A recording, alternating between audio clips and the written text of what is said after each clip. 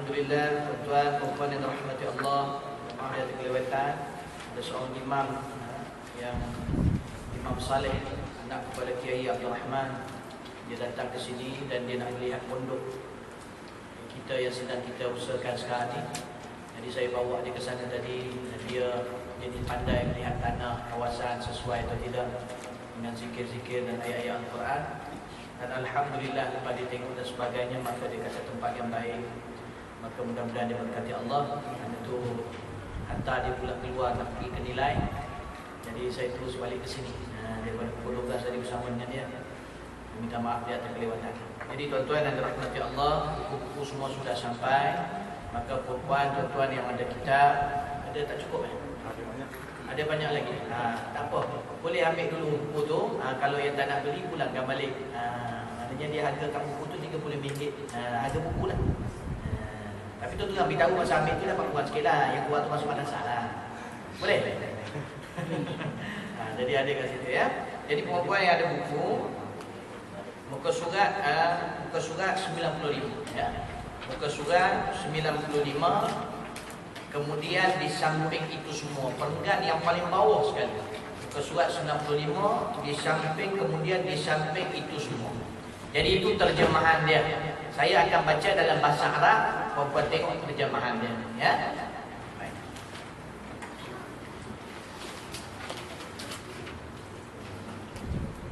Tak apa, yang nak pakai dulu boleh ya.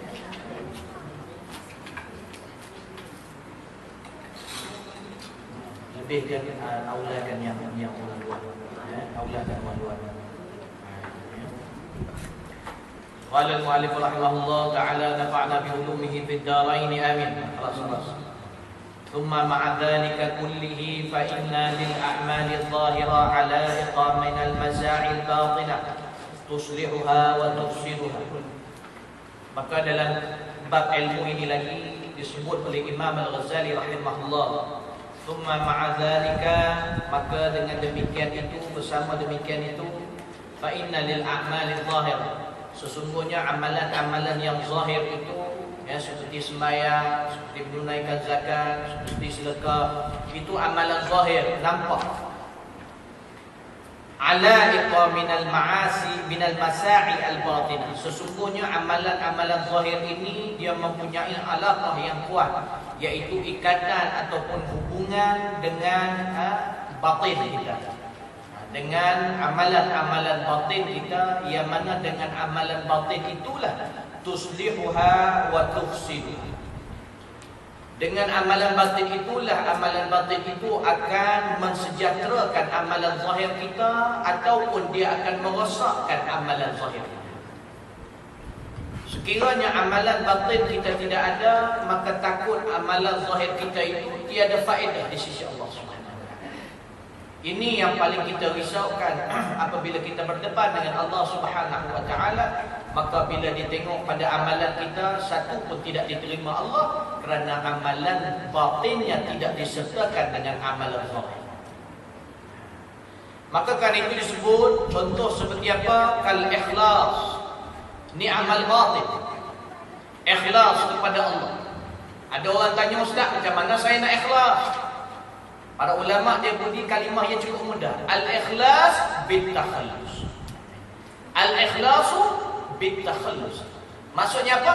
Nak dapat ikhlas dengan menghabiskan. Menghabiskan apa? Menghabiskan sesuatu yang menghalang ikhlas. Maknanya apa? Iaitu maksiat batin. Kita kalau nak dapat ikhlas, kita kena bersihkan daripada hati kita ini semua, terutama sekali perkara yang paling utama, iaitu pengharapan atau pergantungan pada selain Allah Subhanahu wa taala. Apabila pergantungan kita kepada makhluk itu lebih daripada pergantungan kita kepada Allah, maka kerana itu ibadah kita tidak boleh nak ikhlas. Kenapa? Bila kita sembahyang, kita nak orang tahu kita sembahyang. Bila kita sedekah, kita mengharapkan sedekah kita itu dihargai dan dipuji oleh Allah. Kenapa? Kerana kita banyak bergantung kepada makhluk-makhluk Allah SWT. Memang susah mula-mula tu kita nak buat tu susah. Bila kita sedekah, kena pula Allah datangkan ujian. Allah pasti datangkan ujian. Kadang kita dah sedekah 1,000, 2,000, tiba-tiba ada seorang tu baru lepas sedekah, dia nampak kita, dia kata, sedekahlah. Nak duit banyak-banyak, apa? Tu dia. Kita dah sedekah dah. Masa tu ujian Allah. Awak sedekah apa? Mula. Saya sedekah adalah 500, saya 2,000. Saya malah nak cerita je. Habis lah, habis amalan. Sebab bila kita riak, amalan kita, bila kita takabur, amalan kita daripada start bangun pagi tu sampai malam nak tidur habis. Penangan maksiat batin. Seperti riak, ujub, ini semua musuh dia. Riak, ujub, riak, merasakan hebat diri dia, meminta pujian daripada orang lain. Wal ujub, merasa bangga dengan diri dia dan merasa takjub pada diri dia sendiri. Kadang bila kita dah buat satu benda, tak sangka aku boleh buat benda ni. Itu ujub lah tu. Nampak? Bila kita semayang yang mulai, abang bukan nak cerita, tapi semalam abang yang mulai. Abang tak sangka abang dipilih Allah. Rasa jadi tok wali lah. Dia mudah sangat. Dia mudah sangat rasa takjub pada diri. Benda ni pun tak. Kan itu? Wa dzikril minnah. Wa dzikril minnah wa ghairihi. Zikril minnah ni apa dia? Mengingati pertolongan atau pemberian. Maknanya kita mengungkit-ungkit. Ini satu dosa besar. Kalau dalam kitab Imam Az-Zahabi mengungkit-ungkit ni dosa besar. Kita kadang bila kita tak utama sekali bila kita nak mengungkit pada ibu bapa kita. Ini paling besar. Kadang mak bapak kita ni dah tua, kadang bila kita bagi duit dia nak lagi. Lepas tu dia banding dengan anak lain, dia tua dah. Kita anggap dia tua, dia banding dengan anak lain. Maka kita ni anak sebagai anak, mak, saya ni mak dah banyak bagi mak.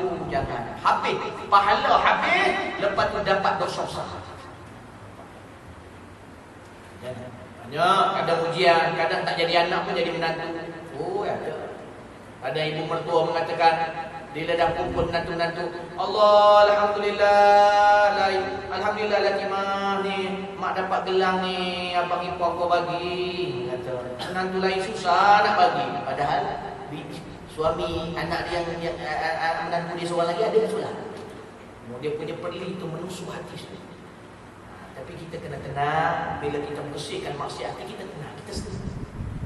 Ada seorang tabi'in dalam bab maksiat hati, dia berkata dalam bab apa ni hati dia merasa tak suka.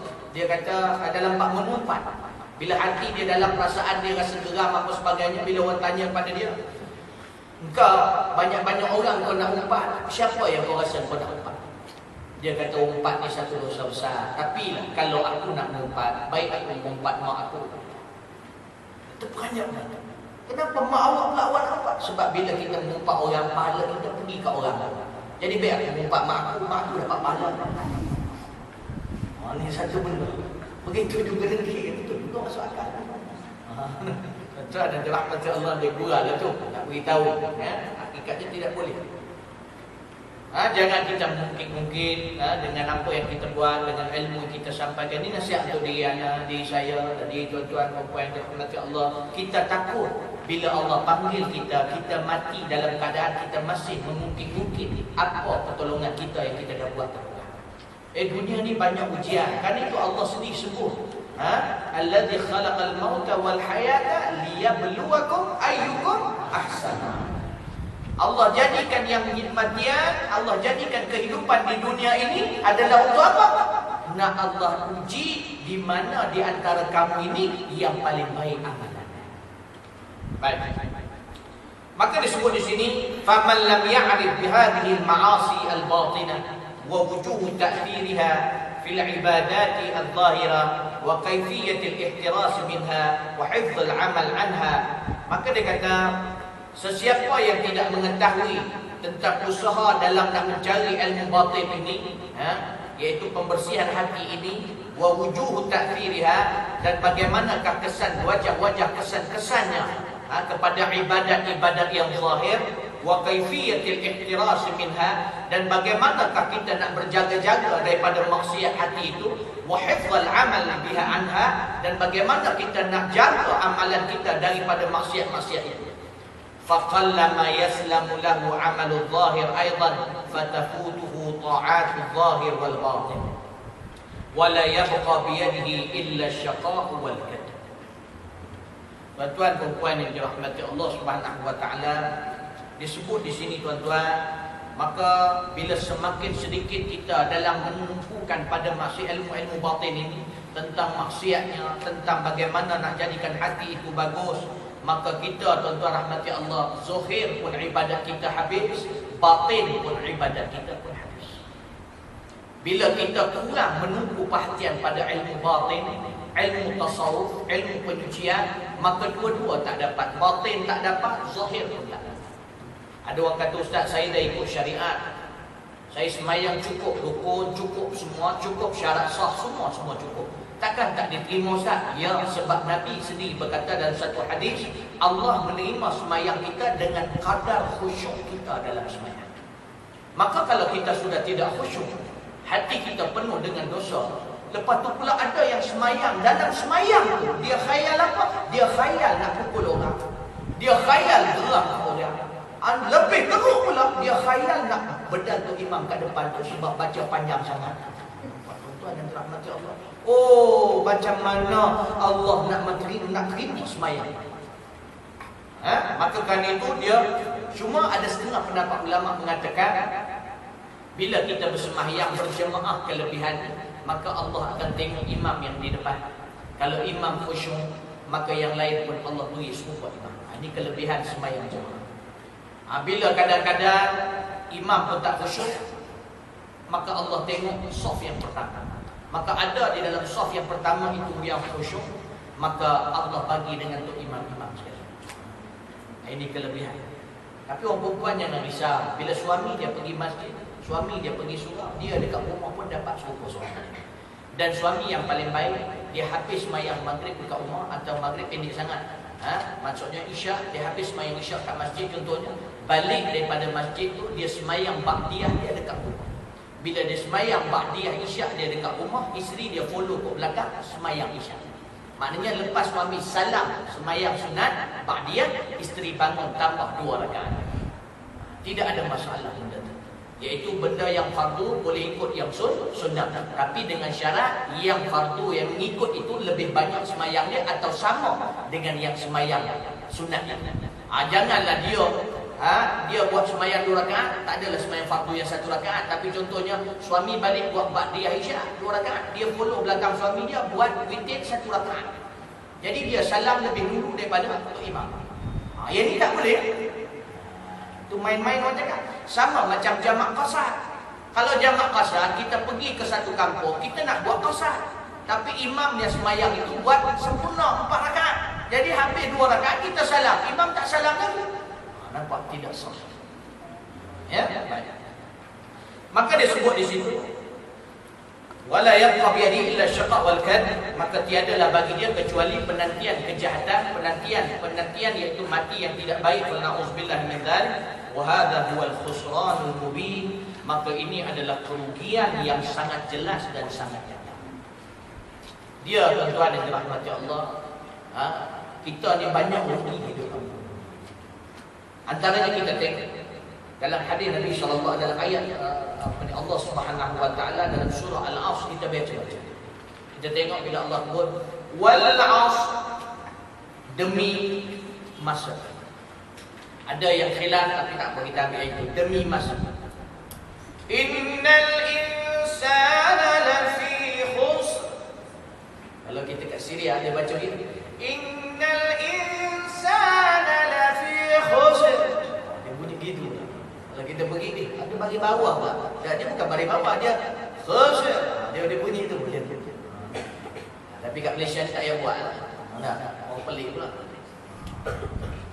Wal 'asr innal insana lafi khusr. Sesungguhnya manusia itu dalam kerugian. Illa alladhina amanu wa 'amilus salihati wa tawassaw bis sabr Kebalik. Kebalik kan? Wa tawasau bil haqqi wa tawasau bis saja je nak tengok. Maknanya wal 'asr innal insana lafi khusr. Sesungguhnya manusia dalam banyak sungguh. Kita tengok dalam surah Al-Hakumut Takatsur. Kenapa kita bunyi Al-Hakumut Takatsur? Kita bila baca Bismillahirrahmanirrahim. Al-Hakumut Takatsur. Telah melegakan kamu berbanyak-banyak mengumpul harta dan berbanyak-banyak mengumpul keseronokan. Nak seronok kat muka bumi ni seronok. Banyak tengok TV, tengok CD, main-main, pergi Jaya Jesku, pergi sana, pergi Famfi kat Jaya. Ada yang pergi kan? Tuan-tuan dan rahmat Allah, nak seronok aja, nak gelak aja. Ustaz, saya nak hidup happy lah Ustaz, happy. Happy pada pandangan kita tu salah. Dia happy pada pandangan Allah tu ketenangan hati. Itulah perkara yang paling happy. Al-Hakumut Takatsur. Kita dilekakan. Dan kelekaan ini akan berterusan. Kalau kita tak belajar menghalang dia, akan berterusan. Sehingga mana? Hatta zurtumul maqabir. Sehingga kamu ziarah kubur. Masuk ziarah kubur ni bukan pergi ziarah raya. Ziarah Jumaat. Maksudnya sampai masuk kubur. Dia takkan berhenti, dia akan leka. Leka dengan handset, dengan kereta-kereta. Handset nak tukar sama. Keluar baru tukar, keluar baru tukar. Oh, saya pernah jumpa orang macam ni.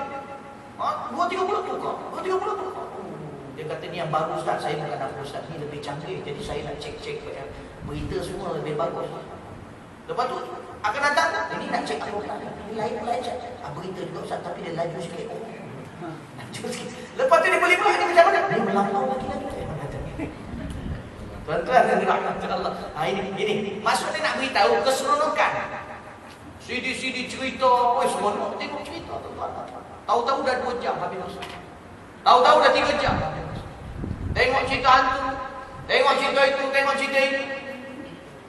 Buang masa. Nak seronok, benda itu kalau kita tidak perasan, kita tidak belajar cara menghalang dia atau mengurangkan dia, maka akhirnya sampai kita masuk kubur.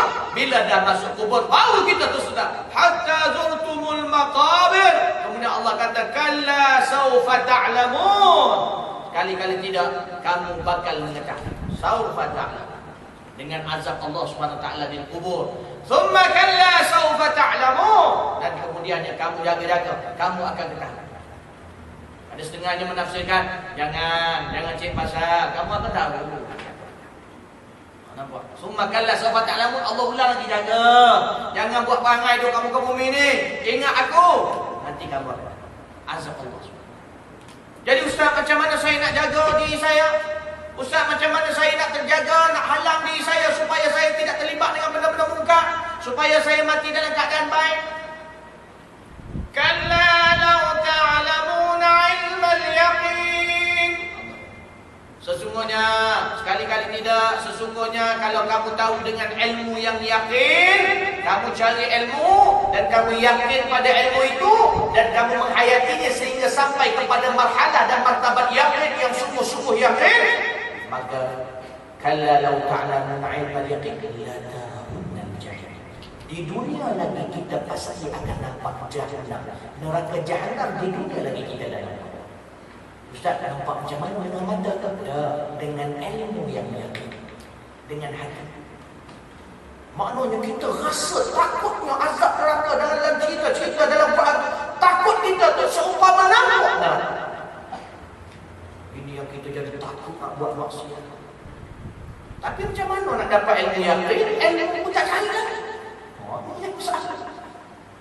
Itu yang tiba-tiba kata, Ustaz, saya dah sampai martabat yakin. Awak mengaji dengan siapa? Tak ada Ustaz, saya zikir lagi. Zikir aja tak jadi, ini tak sampai yakin. Kalla law ta'lamuna 'ilmal yaqin la tarawunnal jahim thumma la tarawunnaha 'ainal yaqin. Nanti besok kamu bila dibangkitkan, kamu akan nampak sendiri dengan mata yang yakin. Kalla law ta'lamuna 'ilmal yaqin la tarawunnal jahim thumma la tarawunnaha 'ainal yaqin thumma la tus'alunna yawma idzin 'anil na'im. Dekat sana nanti akan ditanya kepada kamu tentang nikmat yang Allah beri kamu. Ayat itu pun macam mana ayat? Pernah sahabat Nabi SAW dia keluar. Dia perut lapar. Nabi ni, zaman Nabi ni, bila dia perut lapar, dia keluar. Sebab apa? Dia pergi mana? Dia pergi cari rumah kawan, rumah sahabat. Oh, ini baru betul orang Islam. Orang Islam rumah ni tak ada makanan, dah usaha tak ada makanan. Dia keluar, dia cari rumah kawan dia nak tumpang makan. Tu dia. Nabi SAW dia keluar dalam perut yang sangat lapar.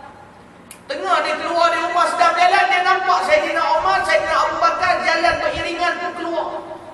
Dia pun pergi pada Sayyidina Umar dan Sayyidina Abu Bakar. Nabi pun kata, ma akhrajakuma, siapa yang keluarkan kamu dua orang? Dia kata, ma akhrajakuma, apakah sebab yang mengeluarkan kamu daripada rumah? Abu Bakar pun kata, ya Rasulullah, kami lapar. Kami lapar itu masa kami keluar nak cari rumah kawan kok yang ada makanan. Nabi pun senyum. Nabi kata, aku pun lebih kurang. Maknanya Rasulullah kata pun aku lapar juga. Mari kita pergi rumah sahabat. Dia pun pergi sampai rumah sahabat, ketuk pintu. Ketuk-ketuk pintu, isteri bunyi dari dalam. Min man, saya Rasulullah, Muhammad Rasulullah dan juga Abu Bakar dan Umar datang nak bertanya kalau ada lebihan makanan dalam rumah kamu, kami nak bersama-sama makan dengan kamu. Maka isteri dia kata, ada masalah, tapi aku minta maaf, suamiku tiada di rumah. Tengah ada bual-bual, tengah dia cakap suami tak ada rumah apa, tiba-tiba suami dia balik. Kebetulan suami dia balik, dia bawa dahan yang penuh dengan buah taman. Dia tengah cari, dapat buah taman banyak dekat kebun dia. Dan dia bawa seekor kambing. Tengah jalan tu dia nampak Nabi dan juga Abu Bakar dan Umar dekat pintu tu. Dia pun, ahlan wa sahlan ya duyuful kiram. Wah, selamat datang wahai tetamu yang mulia. Dia pun lari. Nampak Rasulullah SAW, dia kata, ya Rasulullah, aku ada taman, aku ada kambing seekor. Mari kita makan sama-sama. Oh, cukup gembira. Terus basuh sembelih apa semua. Nabi pun makan dengan Abu Bakar, makan dengan Sayyidina Umar, pun makan dengan cukup selesai. Boleh jumpa macam tu Malaysia. Boleh jumpa pun kita zaman mata. Tak boleh, tak susah. Sila-sila, Assalamualaikum, ada makanan. Diam. Dia kata diam. Tu penyangga. Masya Allah. Nabi masuk makan. Sampai habis makan. Nabi dah kenyang, sahabat-sahabat dah kenyang. Nabi pun kata, sesungguhnya apa yang ini sifat Nabi. Mana-mana lepas makan, bila-bila tu asyik keluar tazkirah. Ini baru betul. Ini kita kata, Ustaz, surau ni asyik buat ceramah aja. Bila kita jumpa Ustaz, saya ni asyik jumpa Ustaz cakap pasal tazkirah. Ustaz cerita lah lain lah. Ini Nabi buat, jumpa cakap benda baik. Nabi kata apa? Sesungguhnya apa yang kita makan hari ini pasti akan ditanya oleh Allah Subhanahu wa taala di hari kiamat. Nampak sampai begitu sekali. Apa yang kita gunakan daripada tenaga yang kita dapat hasil daripada makanan ini. Daripada mana makanan ini, semua akan ditanya Allah Subhanahu. Kalau orang tak ada iman, tak ada ilmu dan dia tak ada iman, bagaimana dia nak memikirkan semua ini? Maka dia sentiasa di dalam kerugian. Innal insana lafi khusr illa allazina amanu. Kecuali orang yang beriman kepada Allah wa amilus shalihat. Nampak? Beriman dan tidak sekadar beriman aja, percaya bahawa akhirat ada, percaya Allah tu ada, percaya bahawa Rasulullah sallallahu alaihi wasallam itu adalah rasul yang diutuskan. Bukan sekadar beriman saja pada pendapat kita, iaitu maksud dia percaya, tetapi makna yang sebenarnya mesti digandingkan. Illal ladzina amanu wa amilus shalihat. Waw dekat situ waw apa? Waw ataf. Waw ataf ni waw gandingan. Maknanya kedua-dua komponen kena ada. Aman wa amilus shalihat. Aman wa amilus shalihat.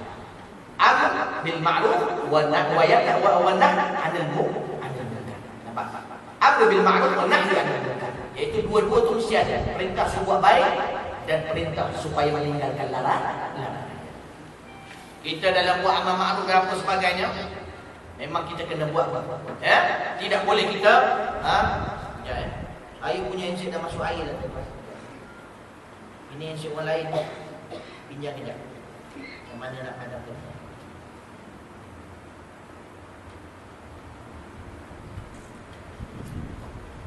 Baik.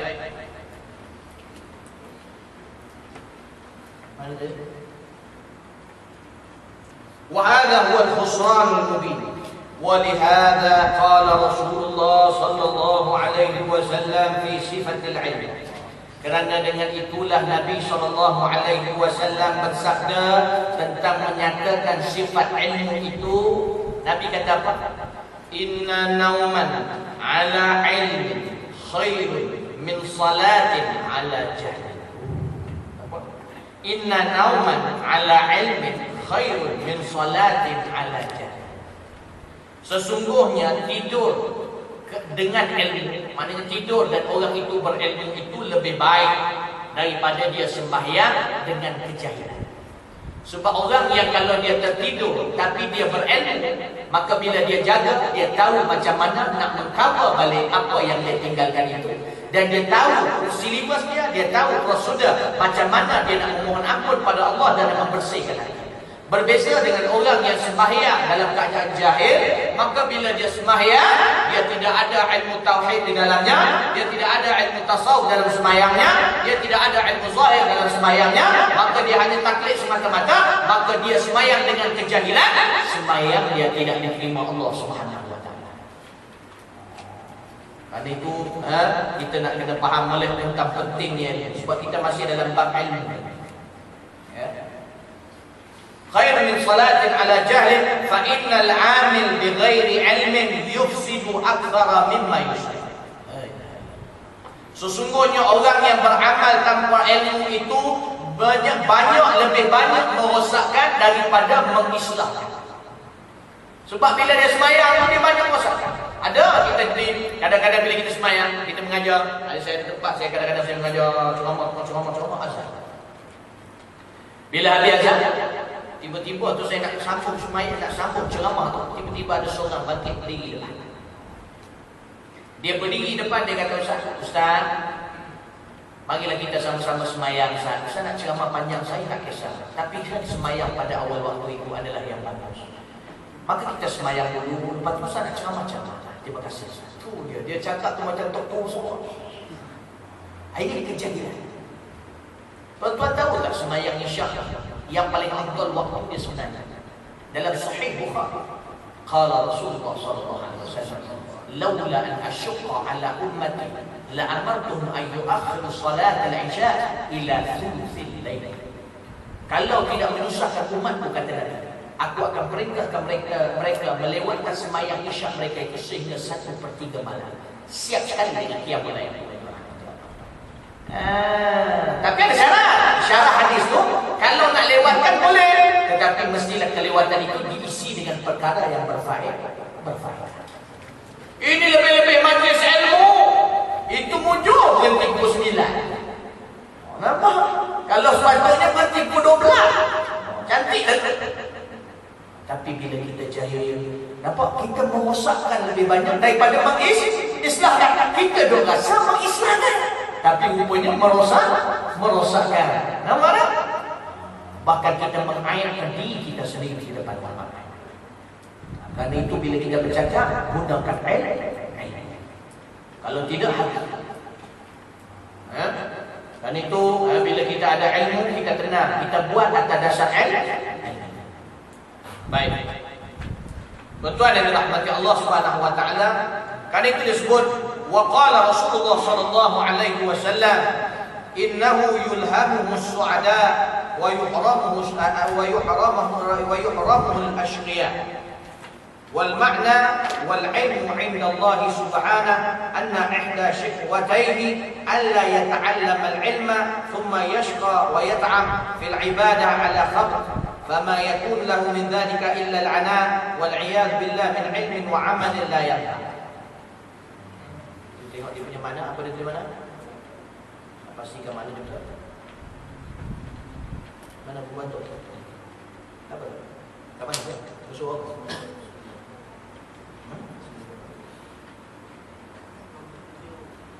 Semua petunjuk kan?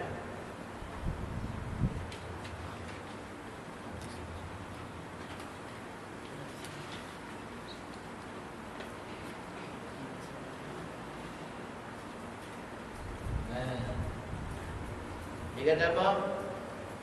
Maksudnya bahawasanya ilmu itu diilhamkan kepada orang-orang yang bahagia dan diharamkan pemberian ilmu itu kepada orang-orang yang celaka. Betul. Tuan-tuan yang dirahmati Allah Subhanahu wa taala, saya takut firman saya silap ya.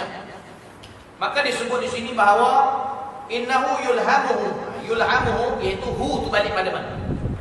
Sesungguhnya Allah Subhanahu wa taala mengilhamkan ilmu itu kepada orang-orang yang bahagia, suada, wa yuhramuhu al-ashqiya kepada orang-orang yang ashqiya, yang tidak bahagia ataupun yang celaka, yang mana kita cukup takut tuan-tuan.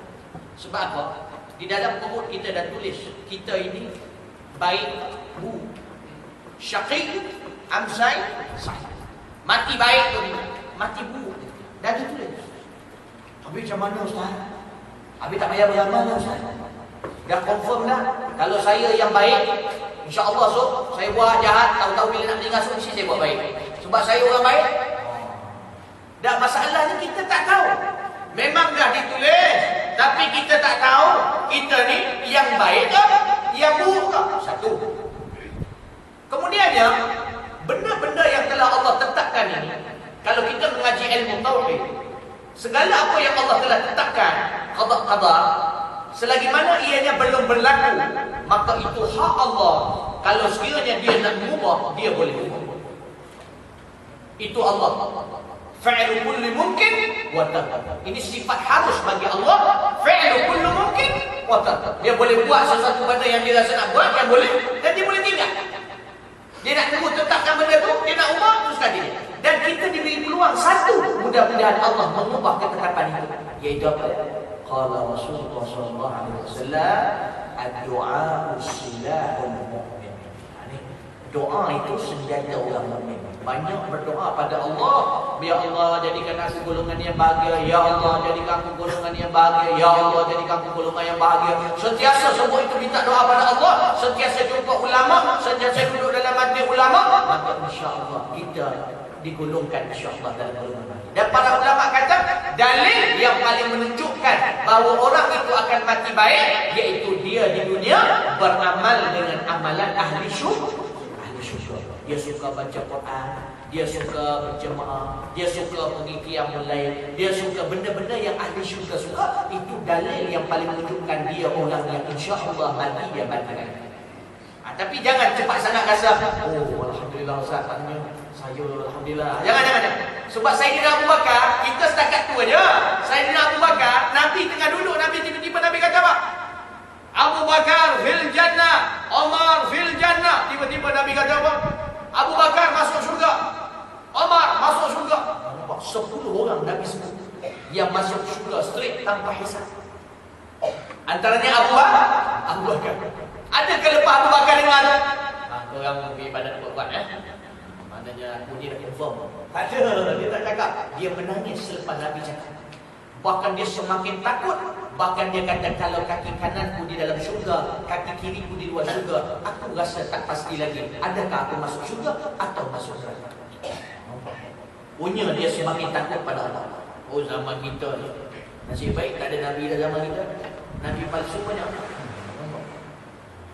Tuan-tuan yang dirahmati Allah Subhanahu Wa Taala, saya teringat masa saya kat Perak tengah duduk-duduk lepas masjid tu, tengah malam duduk dengan imam, lama borak sampai pukul 12 tengah malam. Saya pun duduk kat tembok masjid, lepas keluar duduk kat tembok masjid, rasa malas lagi nak balik, duduk tengok langit. Duduk kan tasbih tengok langit. Tiba-tiba datang anak tengok langit. Dia pakai seluar jeans, rambut dia panjang. Dia pun kata, cuba tengok awan. Dia pun tengok awan. Awak tak nampak yang saya nampak. Saya nampak awan tu bergerak. Saya dah hati aku nampak sebenarnya bukan awan tu bergerak, kita yang musik. Nampak macam tu bagi kecil kan? Tak apa. Lepas tu dia keluarkan, ini kat saya. Saya lah Imam Malik. Imam Malik pakai, this is my card. Yang tak tahu. Orang sekarang ni, siapa nak jadi Imam Malik, nak jadi Nabi, amalan kelam kelibut lagi. Tuan-tuan kena jaga zaman sekarang macam-macam. Saya pernah ujian, pergi satu tempat ada orang tua datang. Dia kata, nak tak tangan awak ni kalau menumpuk batu, tembus batu. You datang dari mana tu tak? Saya kata, nak apa dia mak? Saya kata. Dia kata, ada minyak. Minyak minta kita. Jadi saya kata tak ada. Dia tengah makan kuih pisang. Tak apa, minyak kuih pisang pun boleh. Dia pukul tangan. Dia urut. Depan ni jangan tumbuh orang. Kalau tumbuh orang, tumbuh mati. Pakcik nak gimana? Saya nak pergi dalam camp. Boleh bawa saya? Saya pun bawa. Bawa sampai dekat tubuh negara kan ada askar yang pegang macam tu kan, pegang senapang. Dah sampai situ saya beritahu boleh ke dalam. Tiba-tiba dia azan dekat tubuh. Allah. Rupanya orang gila. Benar tak kemarin. Tuan-tuan dan rahmati Allah SWT macam-macam. Bila kita ada ilmu, masa tu tak ada ilmu lah, tapi alhamdulillah Allah masih jaga lagi. Kalau tak dah ikut dah Imam Mahdi apa ni komprat. Tuan-tuan dan rahmati Allah SWT. Baik. Maka Allah SWT akan berikan ilmu itu pada orang yang baik dan Allah akan mengharamkan pada orang yang tidak baik. Maka tuan-tuan, mudah-mudahan Allah golongkan dalam golongan yang baik, kerana pada hari ini Allah pilih tuan-tuan untuk mendapat ilmu. Dan mudah-mudahan ini istiqamah sehingga kita khatam kita. Maka mudah-mudahan tuan-tuan minas su'ada. Ini daripada hadis Nabi SAW. Tuan-tuan yang dirahmati Allah, maka disebut wal makna wal ilmu indallahi subhanahu wa ta'ala, dan maknanya sesungguhnya ilmu itu di sisi Allah subhanahu wa ta'ala, anna inda syiqwataini alla yata'allama al-ilma thumma yashqa wa yata'a fil ibadah ala khabat fama yakun lahu min dhalika illa al-ana. Yang mana tuan-tuan, maksud dia memberitahu bahawa Allah haramkan kepada orang askia, kerana bila Allah Subhanahu Wa Taala tidak berikan dia ilmu, maka dia tidak menuntut ilmu itu, maka akhirnya dia merasa payah dan dia merasa letih dalam ibadat. Maka dalam ibadat dan ibadat dia pun merasa menjadi rosak. Kita ni kadang-kadang Islam ni tak susah, tapi bila kita tidak ada ilmu, kita merasakan Islam itu susah. Contohnya bagi orang perempuan yang dia menutup aurat dia, sebenarnya tidak susah. Tapi bila kita tiada ilmu, salah satu ilmunya ilmu batin, maka hati itu selalu memberontak nakkan kebebasan, nak jadi seperti orang lelaki, boleh dedah sana, boleh dedah sini. Maka menyebabkan hati kita bila tiada ilmu itu, maka kita pun merasa payah nak pakai tudung. Padahal perempuan yang dah biasa pakai tudung, masa tidak payah. Isi saya, masa saya duduk dekat Mesir, tuan-tuan, saya duduk kat Mesir, adik saya Ustaz Syauri, dia duduk dengan saya. Sebab nak jimat rumah sewa, dia duduk dengan saya, abang dia, abang kandung, isteri saya, kakak ipar. Jadi isteri saya bila dah duduk dengan adik, isteri saya sepanjang masa bila keluar bilik dengan tudung labuhnya dan dengan stokin. Saya pernah tanya juga, tak susah ke? Tak ada. Dah biasa nak buat benda ni, dah wajib. Sebab adik ipar mana boleh tengok kita punya orang.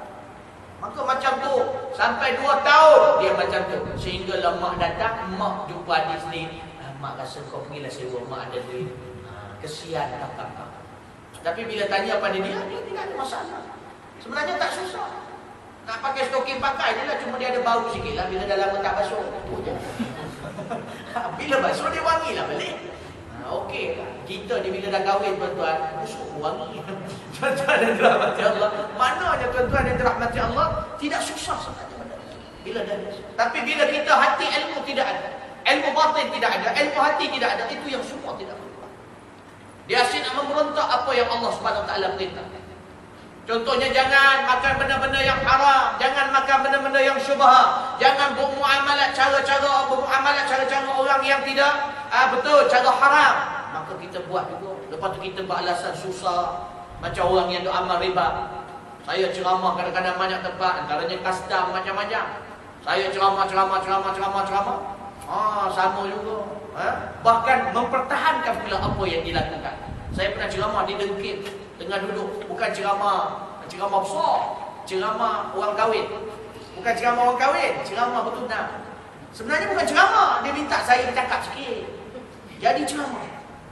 Sebab masa tu datang rombongan, satu pihak ni datang nak menghina. Senang kita adik ipar saya lah. Adik ipar saya ni nak kahwin, jadi saya ni abang sulung, abang ipar sulung. Jadi bila saya sampai tu, lewat pula sampai, dia orang tunggu. Tak pasang cincin lagi sebab dia orang tunggu nak dengar, nak bercakap. Jadi Pak Mentua berkata ni, mantu saya, dia jauh-jauh lah, saya pun tak berapa faham tu. Tapi dia kata, mantu dia yang sulung. Jadi minta bercakap sikit bagi pihak keluarga. Sebab yang sulung lelaki, dia perempuan, isteri saya tu. Lepas tu perempuan, yang lelaki nombor 4. tapi kat Mesir. Sebelum tu kat Yaman, kat Mesir. Saya hantar Yaman, pergi Mesir. Jadi saya pun cakap gini. Saya kata, yang okey, yang belah-belah nak kahwin tu tak ada masalah. Cuma dia kebetulan hari tu dia bawa abang dia. Tujuan dia bawa abang dia yang daripada KL tu sebab supaya abang dia berbaik semula dengan ibu dia. Sebab abang dia ni dah lama tak ni, jadi dia ajaklah supaya mesra balik. Dia abang ni dengan muka studio dulu. Kata duduk kat mana? Ni Haji duduk kat mana? Saya belum haji lagi. Kerak. Saya kata, abang duduk mana? Saya duduk KL. Duduk kat mana KL? Dia kata duduk dekat dalam KL. Dia kata, oh KL kan? Kat KL. KL apa? Dia kata, lah KL. Oh, askar tu. Saya bomba. Rupanya kat sini dia campur. Oh, dia bomba dengan askar dia memang ada tempat sekali. Kita semua sama. Yang menentukan kita bangsa dan bahasa. Saya kata, kenapa hal? Dia macam ni. Macam dah pusing ke sana ke sini, saya pusing. Saya pun bila dengar. Lepas tu bila tak apalah, kita pun cakap bagi tazkirah gini-gini, sentuh pula bagian bab muamalat haram riba. Oh, dia pun nyampur dia. Sebenarnya kita tak boleh menyalahkan manusia yang menyalahkan riba sekarang. Sebab sebenarnya, rasuah. Sebenarnya rasuah ni kita tidak boleh salahkan orang yang melakukan rasuah sekarang. Tapi sebenarnya dunia ini yang telah menolak kita ke arah rasuah, dan kita sudah menjadi adat rasuah. Wah, saya bila dengar tu, dah jadi syarah buat rasuah, koprang. Rasuah ni datang daripada rishwah dalam bahasa Arab. Kunci syarah. Sampai dia bertemu, yang belah-belah tua tu kata, yang belah bakal nak kahwin tu suka dah. Ni ceramah bagus ni, dia datang di Kedah, hati jauh. Lala kali habis ceramah sejam setengah tu, tak dapat sabati pula. Tuan-tuan dan rahmati Allah, habis tu dia buat dia makan apa semua. Dia pun dah semakin lembut dan salam apa semua, dan dia balik pun kita. Mudah-mudahan Allah SWT mengubah persepsi banyak sekali silap. Tak boleh, kita kena lawan. Itu pasal Nabi kata pada al-Islam maghriban, bermulanya Islam itu apa tak boleh terima, pelik. Asing. Wa sayaudu kama bada ghariban. Dan dia akan kembali seperti itu, asing. Pelik, buat tak boleh nak terima. Fatuba lil ghuraba. Tapi zaman itu orang yang betul-betul amal Islam, dia itulah buntung. Dan Nabi kata buntungnya orang pelik zaman. Maknanya zaman tu pelik. Kalau kita beramal semua, alah ustaz ni keras sangatlah. Ustaz nak buat loan mestilah kena ni sikit ustaz, counting dia. Tak ada. Ustaz bila sampai bila ustaz nak pakai kereta? Kalau saya susah ustaz, saya nak buat. Ustaz sendiri gaji pun tak ada. Apa sebagainya? Kita nak counting sikit ustaz, saya nak tolong ustaz ni. Tak apa. Ustaz tak pakai kereta lah. Bersedia satu pakai. Dia aku beli, senyap terus dia jaga. Boleh pula aku pakai. Tak pakai, tak ambil rasuah, tak ada pakai rasuah, tak ada riba, bukan Malaysia, tak ada. Memang Allah. Kita tak yakin. Kita tauhid, kita tak kuat, kita tak yakin Allah tu. Nampak tuan-tuan? InsyaAllah Allah memudahkan. Itu yang saya beritahu itu. Masa kita buat loan berakyat, nak beli tanah 3 ekar, nak buat, tapi dia kata loan Islamik. Tapi saya tengok terus masih juga dia punya tu terlalu tinggi, hati kurang sedar. Minta doa pada Allah, Allah gantikan dengan yang lain. Dapat pula rumah 2 tingkat dah siap, dah boleh duduk asrama. Atas tu boleh muat 50-60 orang. Atas tu, bawah tu luas, boleh buat surau dan sebagainya. Alhamdulillah, Allah memudahkan. Yakin dengan Allah SWT. Sahabat saya dapat 21 ekar. Saya baru dapat 1 ekar tu kan, 1 ekar lebih. Kawan saya dapat dekat Banting 21 ekar.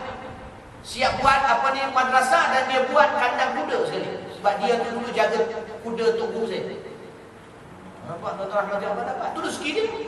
Tapi kita janganlah sakit hati pula. 1 ekar yang mesti makam tak tinggi lagi.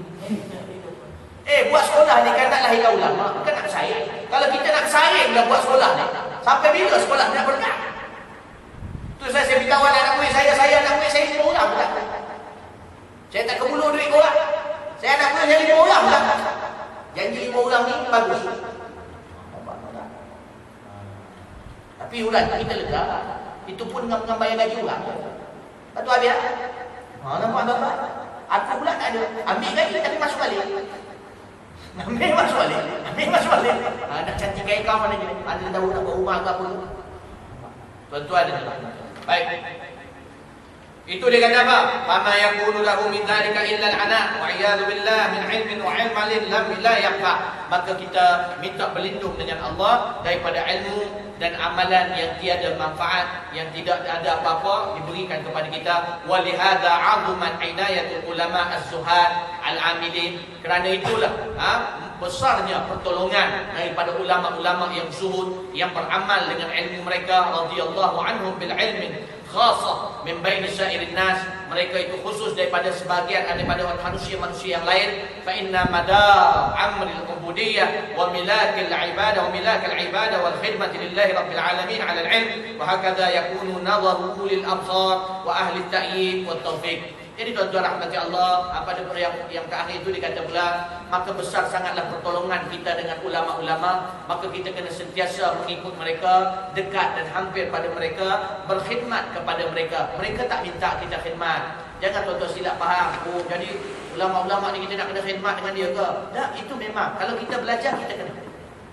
Tuan-tuan kenal tak apa ni khalifah yang kelima siapa? Yang orang gelar dia khalifah yang kelima, Omar Abdul Aziz. Omar Abdul Aziz ada seorang anak. Dalam riwayat kisah Omar Abdul Aziz, dia ada seorang anak, dihantar anak dia itu belajar dengan seorang ulama adab. Ulama adab, adab Arab dan adab akhlak, tasawuf dan sebagainya. Syekh Rabi' namanya. Amr Abdul Aziz hantar anak dia belajar bertahun-tahun. Satu hari Omar Abdul Aziz pergi rumah Syekh Rabi' ni, nak pergi ziarah anak dia. Masa sampai rumah Syekh Rabi' ni, dia tengah nampak Syekh Rabi' ni tengah nak ambil wudu. Dan yang menuangkan air itu adalah anak dia. Anak dia tengah tuangkan air, Syekh dia basuh. Dia pun belah. Dia belah sampai pada Syekh Rabi'. Dia kata, "Ya Syekh Rabi', bukankah anak aku ni aku hantarkan kau supaya kau ajar dia adab?" Syekh Rabi' terpandang. Syekh Rabi' kata, "Bukankah aku dah ajar dia adab? Kalau kau dah ajar dia adab, kenapa dia hanya menuang saja air kepada kau? Kenapa kau tak suruh dia basuhkan sekali tangan kau dan ambil air itu cucikan muka kau sekali?" Nampak tuan-tuan? Ini Omar bin Abdul Aziz. Kalau kita lain. Ustaz, ni anak saya, bukan kuli ustaz. Dia datang nak belajar, saya bayar yuran tau. Ini hantu-hantu zaman sekarang. Dia tak nampak keberkatan khidmat seorang anak murid kepada guru dia. Guru dia tak nak. Tapi bila kita khidmat, sayang, macam kita khidmat pada mak bapak kita, sangat-sangat aula. Bukan kita kuli dia. Bukan juga sekadar membalas jasa. Dia bila membalas jasa ni tuan-tuan, kalau kita hanya sekadar membalas jasa, itu macam tak berapa ikhlas. Alah, dia dah berjasa banyak lah saya, Ustaz. Saya buatlah biar bantu. Tak boleh. Kita buat ni kerana dia ibu bapa kita. Sebab dia lahirkan kita. Sebab dia itulah, dengan sebab dia lah kita lahir ke dunia. Dengan sebab dia lah kita kenal agama. Dengan sebab dia lah kita mula dengar kenal Al-Quran, menghafal Al-Quran, membaca Al-Quran. Bukan sebab nak balas jasa ni. Yang kena faham balik. Tapi memang perlulah dibalas jasa itu. Cuma nak sampaikan kepada hati itu ikhlasnya, pure ikhlas. Maka kita jangan letak itu alasan, tapi letakkan bahawa mereka ini ibu bapa aku, dan Allah memerintahkan aku, dan Allah sangat suka hamba yang melakukan kebaikan kepada ibu bapa. Begitu juga dengan guru-guru dan syekh, para ulama. Kita duduk rapat dengannya. Ini Omar bin Abdul Aziz. Omar bin Abdul Aziz ni khalifah, pemimpin, presiden. Tapi dia hantar anak, dia suruh anak dia tu bantu syekh dia tu, dan dia suruh belajar adab dengan cara. Ni sampai begitu sekali, maka kita kena jaga. Jadi kalau kita jumpa ulama-ulama besar, hormat sama dia, khidmat, salam, cium tangan dia, lepas tu peluk dia. Lepas tu kalau kain dia jatuh ke macam Habib Zain itu, dia datang, kain dia jatuh, ambil share, naikkan balik kat batas bahu dia. Nampak? Khidmatkan dia. Macam Anas bin Malik khidmat dengan Nabi. Nabi bila masuk masjid dia, selipar Nabi kat mana? Bukan kat luar masjid, dekat dalam dia, tangan dia. Allahu Akbar. Selipar. Kalau kita zaman kita kan, orang kita mana? Tapi tu untuk Nabi ya. Jangan kita buat pula dengan ustaz-ustaz sini, kita ambil selipar dia. Sebab ustaz takut pijak tarik ke. Nabi lain, Nabi terjaga. Dalam bab tu janganlah, khidmat yang lain sudahlah. Janganlah sampai selipar letak kat sini. Kan? Kena tagak jahis kan? Saya tidak layak tuan-tuan. Saya hanya berkhidmat. Masuk saya syekh-syekh besar, Habib Zaid, Omar, punya ulama-ulama besar. Kita ni tuan-tuan, tugas saya sampai. Saya jadi mati esok, selesai tugas. Minta doa sejuk dan tunggu je. Tuan-tuan yang dirahmati Allah Subhanahu Wa Taala. Mana tadi? Maka kerana itu zuhud dengan ulama-ulama yang zuhud. Ulama zuhud ni, para ulama kata yang paling jelas maknanya yang meletakkan dunia di tapak tangan, bukan dia. Sebab bila dia letak dunia di tapak tangannya, bila dia nak mati dia campak. Bila dia nak mati ataupun benda tu hilang, dia tak terasa sebab benda tu bukan dalam hati. Kita ni bila duduk dalam hati, itu yang bankrupt bunuh diri. Bila kita hilang duit, serabut, rajang sana, rajang sini, mengamuk. Contohnya bini ambil duit kita, simpan tak kat mana, kita pun mengamuk. Awak ni menyusahkan saya daripada start kahwin sampai sekarang. Ui, menyusah kau kata. Bila time bagus je. Bab ni saya dapat KDP saya. Allah, awak lain tampayo. Awak lah isteri terbaik di dunia ni, tak ada orang lain. Nampak? Diteruk, jangan. Ini orang panggil dunia tu dalam hati. Kereta tinggal bawah, tuan-tuan. Tiba-tiba accident, kadang-kadang. Saya kereta dah maki hambung, dah gaduh dengan orang. Perang. Saya teringat dulu, masa tahun 2000 saya bawa kereta sampai kat tol. Lepas tol tu tuan-tuan, belakang saya ikut Jen 2 ke Pesona, saya tak pasti. Dia tu agaknya dia mampu ke dia mengantuk pun. Kali dia langgar, dia langgar. Lepas tu dia pun nak berhenti tepi sesama. Saya keluar tu tengok tak ada apa-apa. Bila tengok tak ada apa-apa tu dia pun keluar. Tapi ialah kita pun sentiasa nak menjaga iman kita, nak berjalan juga. Jadi tiba-tiba dia keluar tu dia kasar pula. Lu macam mana buat kita? Dia kata saya pula. Macam mana? Padahal dia lah. Saya kata tak apalah, tak ada apa-apa. Tak ada lah. You tengok I punya kereta macam mana? You yang langgar. Yang you marah I kenapa? Tak ada, you kenapa you bawa you macam halang I? Dia agaknya dah tak betul ke? Saya bila dengar dia saya tengking sekali. Tak payah saya tunjuklah contoh dia tengking. Tapi bila tengking tu tekannya hilang mampu dia kan. Tu dia masuk kereta dia jalan bebel jalan. Tapi ada juga orang macam tu. Jadi kita sebenarnya tak nak marah dia dimarah. Punya. Dulu saya teringat masa kat Mesir. Orang Mesir ni tuan-tuan. Orang Arab Mesir. Dia macam tak ada tengah-tengah tau. Dia kalau yang baik tu tuan-tuan. Istilah orang muda baik gila. Tapi kalau jahat tu. Jadi saya ni selalu kena naik teksi bagi RM50, dia tak lagi. Saya selalu. Bila naik tu saya tak ada fakah. Fakah ni pecah. Dia contohnya RM5 aja, 5 junai aja. Tambang tu 5 junai atau 10 junai. Saya tak ada, dia pecah. Dia kata Khamsin, had fakah. Baik fakah. InsyaAllah, tak. Dia suruh keluar lah. Kita pun tutup pintu, pergi kat tingkat dia tu. Had fakah. Lepas tu dah banyak kali kena, hati tu jadi busuk sikit. Sebab kita ikutkan benda tu. Bila ikutkan, kita jadi sangka buruk tu melampau. Jadi satu ketika, saya daripada Kahirah nak pergi balik tempat saya Hayul Ashir, maka saya naik teksi. Naik teksi orang tu pun cakap, kita pun buat dulu. Lepas sejak daripada KK banyak tu, saya naik teksi sendiri. Bila dia buat lawak, saya sendiri. Saya kata, nak bodek tu. Nanti buat. Pakai busuk jadi. Jadi bawa sampai dekat Hayu Sabah. Sebelah tu Hayu Ashir lah, tak jauh. Sampai Hayu jalan 7, sampai situ tu dia kata, Fin, turun Fin. Dia kata, dia nak pergi mana? Saya pun kata Hayul Ashir. Tiba-tiba dia kata apa? Dia sebenarnya bergurau dengan saya. Dia kata apa? Jalan 11. Sebab jalan 11 tak ada, jalan 10 ada. Saya pula dalam kepala saya, saya ingat dia minta saya sebelah dia. Sebelah tu ni. Punya hati dah busuk. Sebab sebenarnya tak jauh, dia sebenarnya tak parah sangat masa tu. Tak jauh, Kairah dengan tu pun tak jauh. Sebab saya pun memang kat Kairah pun. Hayu Ashir tu memang kat Kairah pun. Jadi bila sampai tu, saya kata, saya aku nak turun. Saya nak buka pintu nak turun. Jangan marah. Dia kata, aku cuma cakap, aku nak bergurau dengan kau. Tak ada gurau. Hantar aku. Kita dah ittifaq tadi kalau 5 riyal, 5 juta, 5 juta, 5 juta, 5 juta. Khair. Tak ada masalah. Sampai saya pun bukan duit. Duit besar. Alamak, saya selalu duit besar je. Sebab duit mesin ni dia bagi 50 gitu kan. Jadi bila saya keluar, fakah.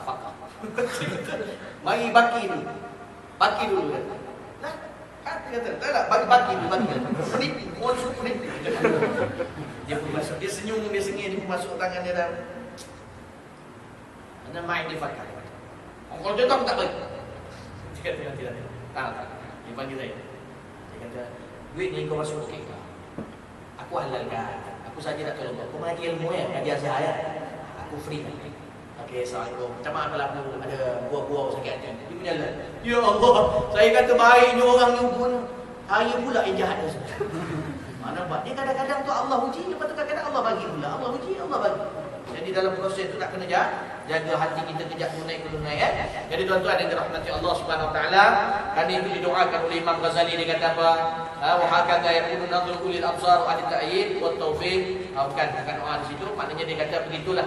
Kalau kita duduk dengan orang-orang saleh, orang-orang yang ahli la ilaha illallah, ahli yang melihat Allah itu dengan pandangan yang jelas, ahli yang melihat mengenal Allah dengan pengenalan yang jelas, maka akhirnya dia akan membawa kita ke arah jalan yang terbaik. Dia serupa penyuluh pada jalan menuju pada Allah Subhanahu Wa Taala. Jadi tuan-tuan yang dirahmati Allah, mudah-mudahan kita berhenti setakat itu dulu. Ahli takbir wa taufik, dan insya-Allah kita berjumpa pada minggu hadapan. Seterusnya pada bacaan kita masuk pula penting ini wa amal khaslatul tsaniyah allati tujibu taqdim al-ilmi. Perkara kedua yang mewajibkan kita menuntut ilmu, ada pembahasan di situ. Jadi insya-Allah kita jumpa pada bulan depan. Bulan depan minggu depan insya-Allah. Jadi tuan-tuan yang dirahmati Allah Subhanahu Wa Taala, ada apa-apa soalan nak tanya sebelum kita berhenti? Yang perempuan ada soalan, yang lelaki ada soalan? Apa? Boleh tanya kat sini, dapat isi pada yang lain. Tak faham jadi ini agak perlu pilih jadi apa-apa. Ada soalan? Ada ya? Jadi tuan-tuan yang dirahmati Allah, sekiranya tiada soalan, jadi kitab ni tuan-tuan, mudah-mudahan tuan-tuan istiqamah dan mudah-mudahan bagus. Dan pengajian kita walaupun nanti pindah ke sana, pengajian kita akan tetap buat sini sebab di sini saya tak tinggalkan juga. Kita akan terus buat pengajian untuk orang awam. Walaupun pelajar-pelajar semua dah pindah ke sana, kita setiap satu Ahad insya-Allah ada pengajian kita di sini berterusan insya-Allah. Cuma Ramadan kita kena adjust sikit sebab mana ada orang nak datang pasar tu semua nak pergi Andalas beli apa benda nak buka dah. Lepas tu nak masak lagi orang perempuan. Jadi kita adjust nanti. Baik. Jadi kalau tak ada soalan saya rasa cukup setakat itu saja.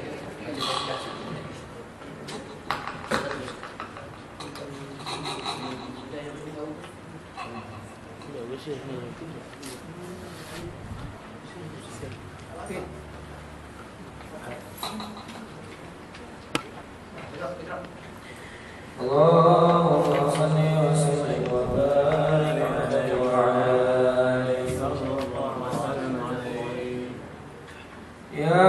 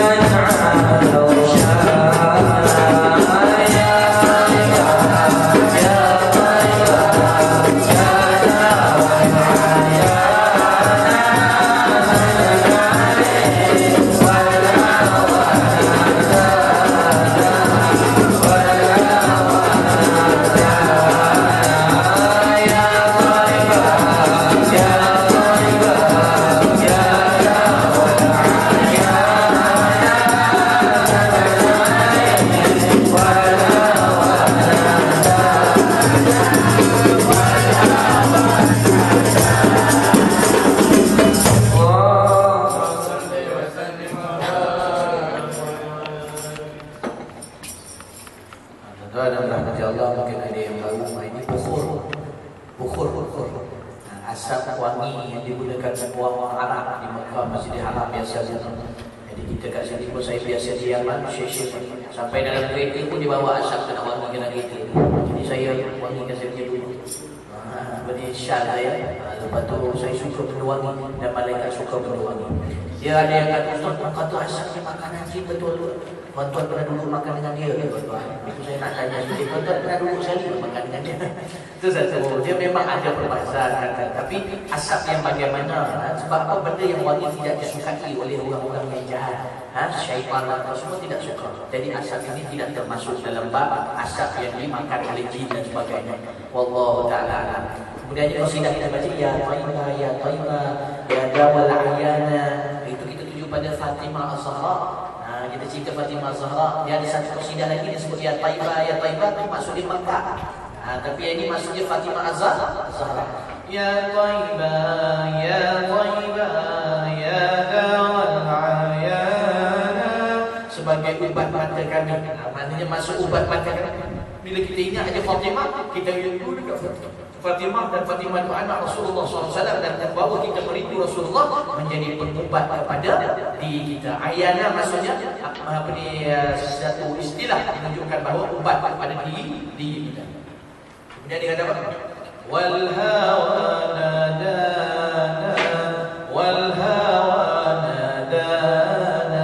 Iaitu hawa kita ni semakin hampir, perasaan kita dan nafsu kita semakin rendah, semakin lemah, dan ada yang dimasukkan di situ dan semakin hampir kepada Rasulullah. Kan Nabi kata dalam hadis apa dia? Qala Rasulullah SAW, la yu'minu ahadukum hatta yakuna hawa tab'an lima jitu. Nabi kata apa? Hadis sahih. Nabi kata tidak beriman seseorang itu, tidak sempurna iman seseorang itu sehinggalah hawa nafsu dia itu tunduk dan mengikut apa yang didatangkan olehnya. Nampak tak? Bila kita ngaji itu kita sumpah bila ingat dia orang sentiasa akhirnya membawakan hawa nafsu kita semakin rendah, semakin hampir dengan Rasulullah, dan akhirnya hawa nafsu kita mengikut Rasulullah. Jadi kita baca dulu Allah. Allah Taala alam. Jadi saya rasa cukup satu sebagian sampai itu saja. Cuba insya-Allah. Allahumma akhrijna min dhulumatil wahmi, ya Allah, keluarkanlah kami dari kegelapan keraguan, wa akrimna min nuril fahmi, dan muliakanlah kami dengan cahaya kefahman, wa ftah lana abwaabal ilmi, dan bukakanlah kami pintu-pintu ilmu, wa zayyinna bil akhlaqil hasanati wal hilmi, dan hiasna kami akhlaqil mulia dan lembut. Allahumma ja'al jam'ana hadza jam'an marhuma, ya Allah, jadikan himpunan kami himpunan yang dirahmati, wa tafarraqana min ba'dihi furqan ma'suma, dan bersama kami sampai di usaha menjaga dari maksiat dan kemungkaran rahmatika ya arhamar rahimin. Wassallallahu ala sayyidina Muhammad wa ala alihi washabihi ajma'in. Futuhul wa aslihu syarif حضرة النبي